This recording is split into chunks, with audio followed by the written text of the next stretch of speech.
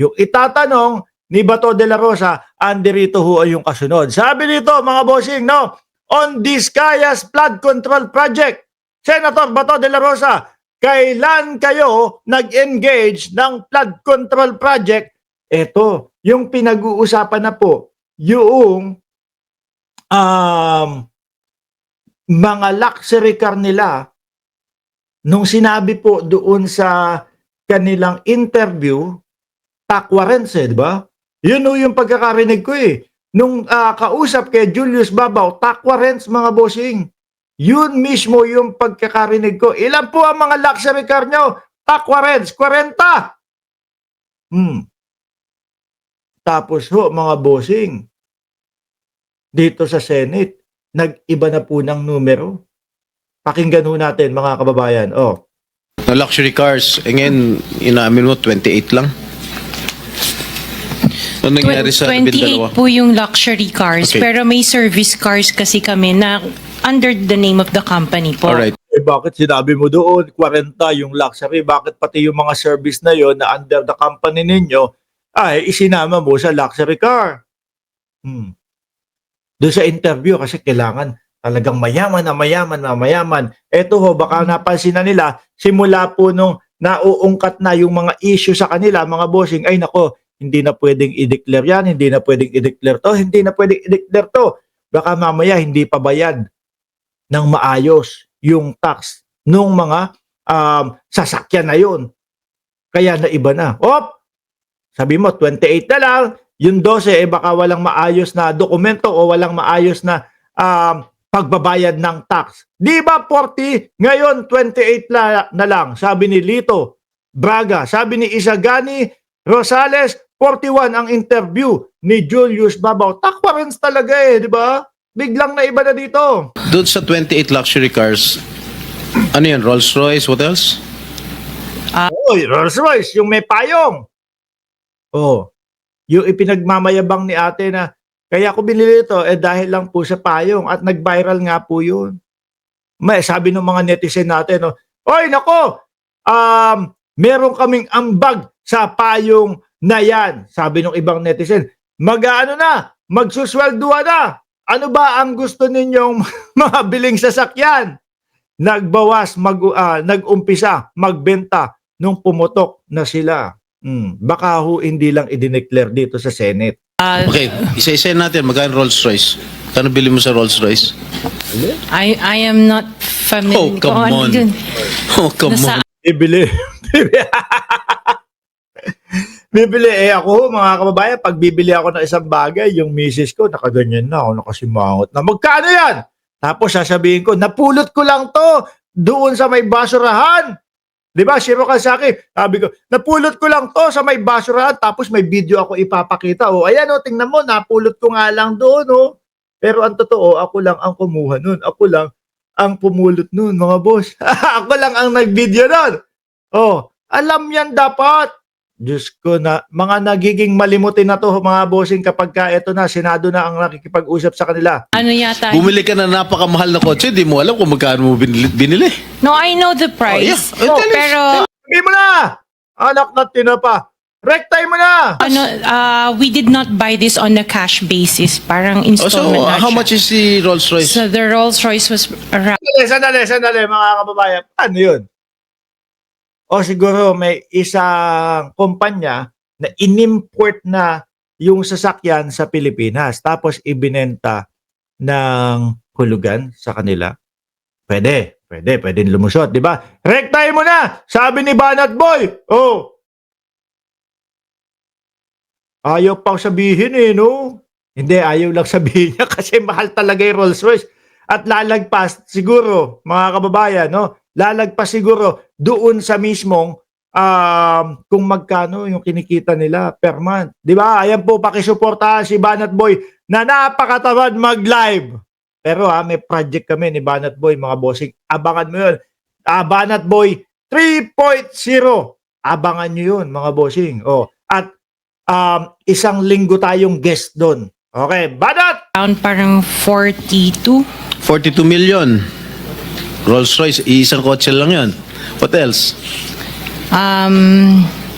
Ano pa ba nakita ko doon? May mga BMW kahit papaano eh. Kahit, mababang klase para sa kanila yung BMW kapag ka may Rolls Royce ka. The Maybach. Maybach, Mercedes. Alam nyo si LeBron James, merong Maybach yun. No? Yung simula ho, Bentley, yung simula ho ng si LeBron James ay na-drop sa NBA, parang yun, kung di ako nagkakamali, yun yung regalo sa kanya ni Shaquille O'Neal, yung Maybach. Ang mahal ho nun mga kababayan. How much? Parang nasa 22. Parang pero nung interview mga bossing, rektahan. Yung interview nila, rektahan kung magsalita. Ilan po ang inyong luxury car? 40 ang aming luxury car. Dito po, parang na. Dito iba na, mga kababayan. Lahat na hindi sigurado. Sabi ni Ma'am Malu si Ron, 1978, napanood ko yung wedding mo sa platform mo kanina. Congrats. Naku, salamat po. Hindi po nakamonetize yun, ha? Dahil hindi naman pwedeng i-monetize din ho yun, mga boss. Dahil yung mga music nun, copyrighted. Game. 22 million. How many Pwede pa Maybachs? natin pakita yung screen. Just Kaming one. hindi nakakaalam ng kotse na hindi na malaman One. kung ano yung pinagsasabi ninyo eh. Putek na yan. ikaw yung committee ng Senate Blue Ribbon Committee. Tapos walang kaalam-alam doon sa mga nangyayari. Buong Pilipinas nakita na yung interview. Kaya ho, mga kababayan, pahiya itong si Marcoleta talaga sa Pangulong Bongbong Marcos. Bakit di ba nagrereklamo siya, ayaw niya ng mga independent body, magmumukha daw silang ganito, ganyan, na binabastos daw sila. Kaso hindi pumayag ang Pangulo. Nagtatag, bumuo pa din ng independent body ang Pangulo para po doon sa hiwalay na investigasyon nito pong mga flood control scandal. At yun po, ako ay naniniwala, doon po mas magiging patas pantay. Kesa po dito, alam mo na, magtatakipan itong mga ito no? May mga senador na mga nauugnay po yung kanilang pangalan diyan sa flood control. May mga senador po na nasasama yung kanilang mga pangalan. Ano sa tingin ninyo? Senador yung imbestigahan. Senado ang mag-iimbestiga. Ano sa tingin ninyo ang mangyayari? Di ba? Sabi ni Chinese Cave, ang tanong, Mark, bakit nung dumating yung si Arnel Alcantara, nawala na si Joel Villanueva? Praise the Lord. Kayo siguro nagkakaintindihan kayo pero kami ni Senator Erwin hindi kami masyadong Hindi, dapat alam mo din yun, lahat. No? para malaman namin ano ba yung itsura ng pinag-uusapan Maybach is natin. Mercedes, right? Ilan ang Maybach mo? Meron bang- Isa lang po. Ano pa? Yung Bentley, Bentley. Wow, magkano yung Bentley mo? 20. Hindi ako naniniwala dyan. Yung bigla na bumababa yung mga presyo. Yung tatlo pa lang na yun. 100 milyon na. Mga kababayan. 100 milyon na agad. Di ba? Ako, ang paniwala ko dyan, mga binababaan niya. Kasi, siyempre, investigasyon ho yan. You purchased this brand new, all brand new. Yes po. All right. Sandali. Ay, pwede talagang may kumpanya eh. Kasi kung brand new, kung isi-ship mo yan, hindi na, hindi talaga pwede kung ganun no? Unless kung may isang kumpanya sa Pilipinas o isang may mga negosyo sa Pilipinas na nagbebenta ng sasakyan na isi-ship nila sa ibang bansa tapos sa kanila ipo-for sale tapos nandun nga sa kapapahulugan. Kailangan ship na sa Pilipinas. Tuloy. Ilang Bentley? Isa lang po. What else? Yung G63. What? Oh! Mercedes din ho yun, mga kababayan. Yung G63, nako, yan ang pangarap ko. Sabi ko, in 2000, sana, no? Sabi ko, pangarap ko yun yung Mercedes na G-Class, mga kababayan. Nako, sabi ko, in 5 years time, sana magkaroon ako nito. Maganda ho yun. What is that? G63. G63, ano yun? Benz. Benz? G63? Is that a sports car? Hindi po. SUV yun, boss. SUV yun. Pangarap ko yun eh. Magkano ba dito yun? Parang kung di ako nagkakamali, dito sa Cayman Islands, mga bossing, yung G-Class lang, yung siguro masasabi ko na base, nasa 15 milyones na ho yun. Yung base, ano lang, base model pa lang ho yun ha, hindi pa yung G63. G-Wagon. Wagon. G-Wagon. Oh, how much is it? Parang nasa 20 din yata. Ha? 20 din yata. 20 million. One vehicle only? Oh, Yes! Totoo po. Ang ganda nun. Sobra. Mga kababayan. Gawin nyo nga akong 1 milyong subscriber. Bibili ako bibili ako nun. No? what else? Yung Cadillac po. Oy, may kilala ako dyan sa Dubai. No, Banat Boy. May kilala ako dyan sa Dubai. Halos karamihan ng mga taga Dubai, mga bossing. Ano ba pangalan nun? Nakalimutan ko yung pangalan ng seller na yun. Pina-follow ko yun eh. Brabus. Brabus. Yung kanyang G-Class, mga boss. Oh, what kind of Cadillac? Yung SUV. Escalade? Yes. Oh, magkano? Parang yan. Mga 11 yata po yun. Bulletproof? No. Isa lang. One white, one black. Oh, dalawa. Ilan na yung sasakyan binabanggit niya? 4, 5? Lagpas 100 milyon na ho yan, mga bossing. Kaya ngayon naniniwala na ako kung 40 o sabi mo ng 28, no? Yung mga luxury car nila, sa 10 lang ho. Mga bossing, ilan na yun? Sa 10 pa lang, di ba? Naniniwala ako na talagang kung pagsasama-samahin, aabot ng 1 billion. Both at 11 million each. Yung isa 8. Yung black.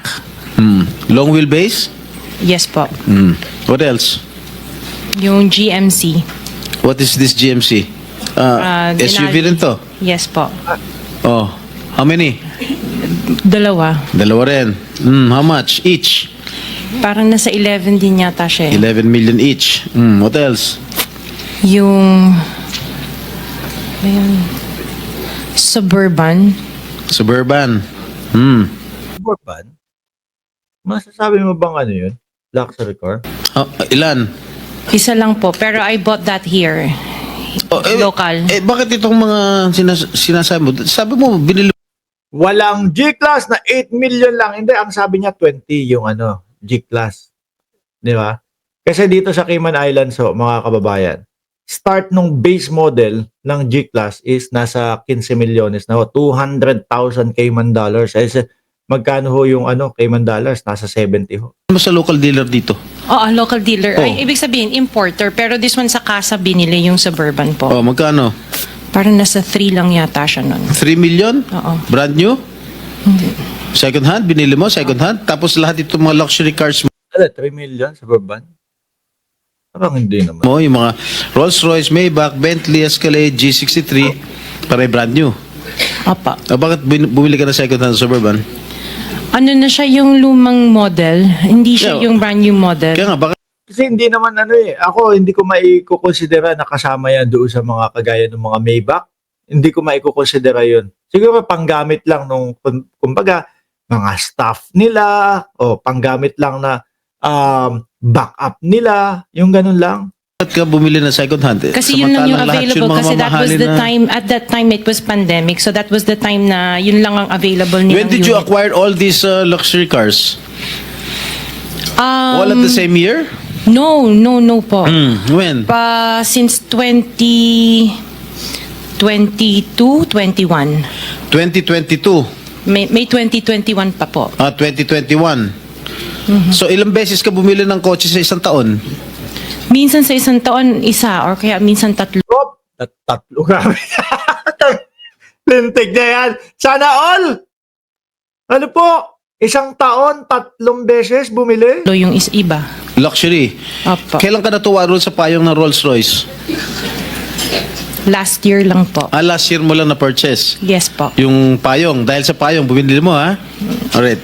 Bukod sa mga nabanggit mo mga luxury cars, ano pa? Yung mga SUV ng mga engineers ko. Hindi, ilan lang to? 3, 4, 6, 8. I can't remember all at the top of Sa my dami. head. Ang dami, grabe. Pero hindi ho, mga kababayan. Ako matatandaan ko pa din. Matatandaan ko pa din yan. Ang gagawin mo lang, iisipin mo lang, ito yung aming garahe, no? 28 kung 28, di ba? 28 kung 28. Mag-uumpisa ka, iisipin mo, kapag ka naglalakad ako, pababa ng aming garahe, una kong makikita ito, ganito, ganito, ganun lang, kaya mo yan. Ikaw pa, lakas ng maang-maangan nyo kapag nandiyan na kayo sa hearing Huwag kayong mag-alala. Yan, medyo may pagkabayas pa yung hearing na yan. No? Doon sa investigasyon ng independent body na binuo ni Pangulong Bongbong Marcos, malamang doon kailangan yung masiar ng masiar. Oo.